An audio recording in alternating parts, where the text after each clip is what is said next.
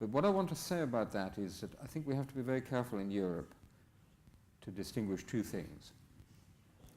One is just states spying on other states, okay? It happens. It's either the oldest or the second oldest profession in the world. It happens all the time. I don't get too upset about that. The other is democratic states spying on tens and hundreds of millions of ordinary innocent citizens who've done absolutely nothing to deserve that attention. And that's what I'm worried about, right? I like to say I'm worried more about the sovereignty of the individual than the sovereignty of the state.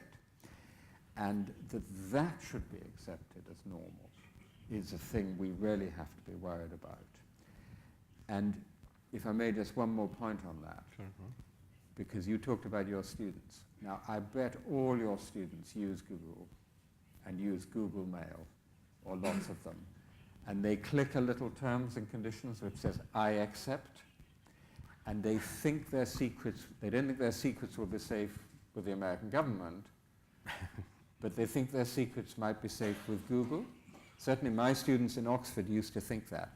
And what's really shocking, what we've now found, is your secrets are not safe with Google because the US government can come to Google and by a secret order compel Google to share everything they know about you, and they know, Google knows more about me than the Stasi did, and to share it with the US government.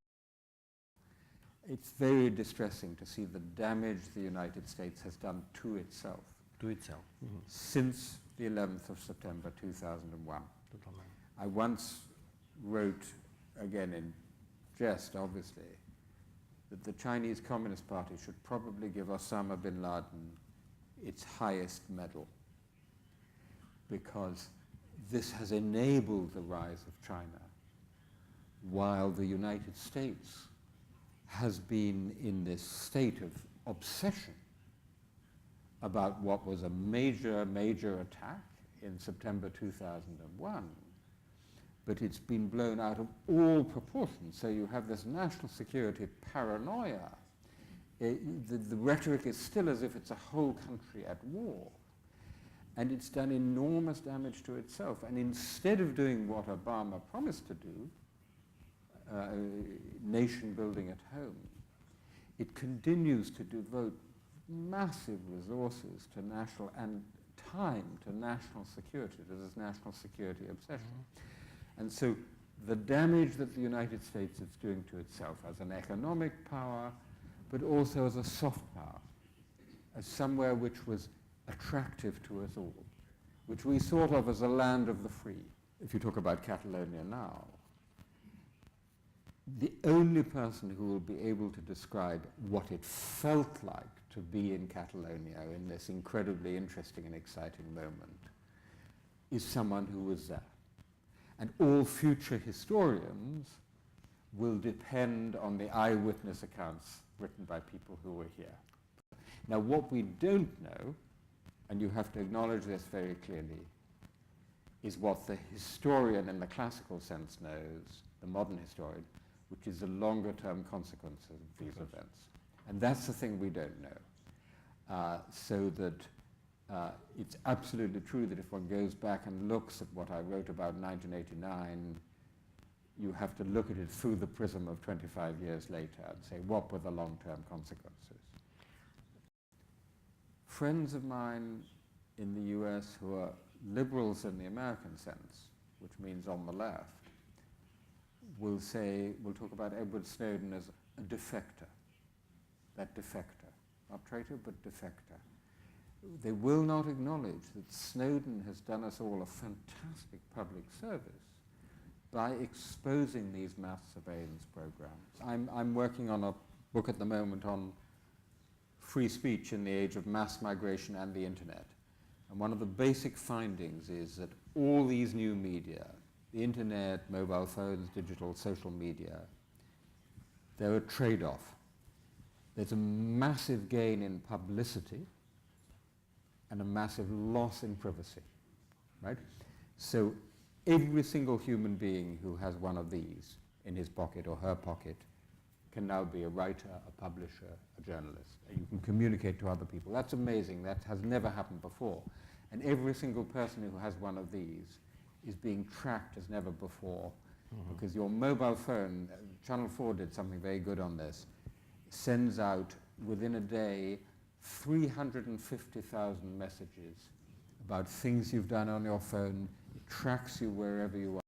One of the interesting things about Of course. political jokes is the way, like tunes, they spread across the world in different ways. So, for example, in Poland under martial law, when there was a state of war, there was a joke. There was a curfew.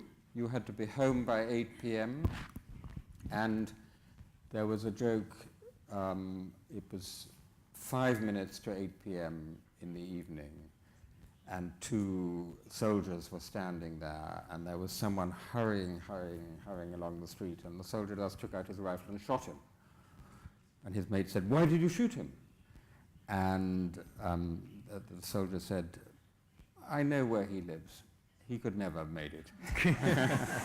Now, the interesting thing is, I told this to someone and they said, in Chile, under Pinochet, we had exactly the same joke. So these jokes travel. But if I may finish with a joke, because this is, in my view, the most universal jokes in the world, and the best and deepest jokes in the world are Central European Jewish jokes.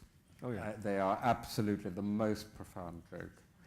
And I think this is a joke that remains absolutely true today as it was forever. So Lord Fauntleroy, an English aristocrat, goes to Moshe Lewin, a Jewish tailor in the East End of London, and says, "Could you make me some special trousers?" And Moshe Lewin says, "Fine, they'll be ready in 2 days' time." Lord Fauntleroy comes back. "The trousers are not ready. Come back next week." Lord Fauntleroy comes back. "The trousers are not ready. Come back in 2 weeks' time." Lord Fauntleroy comes back. "The trousers are still not ready."